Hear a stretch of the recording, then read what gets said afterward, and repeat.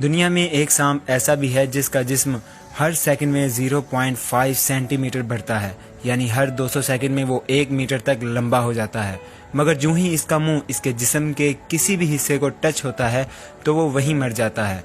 ये दुनिया का वाहिद जहरीला सांप है जो खुद के ही जहर से मर जाता है। सोचो, अगर ऐसा ना होता तो अल्लाह जाने वो कितना बड़ा हो जाता और क्या क्या नुकसान करता। याद रहे कि ये सांप सिर्फ नोकिया मोबाइल की गेम में पाया जाता है। गौर से सुनने का शुक्रिया।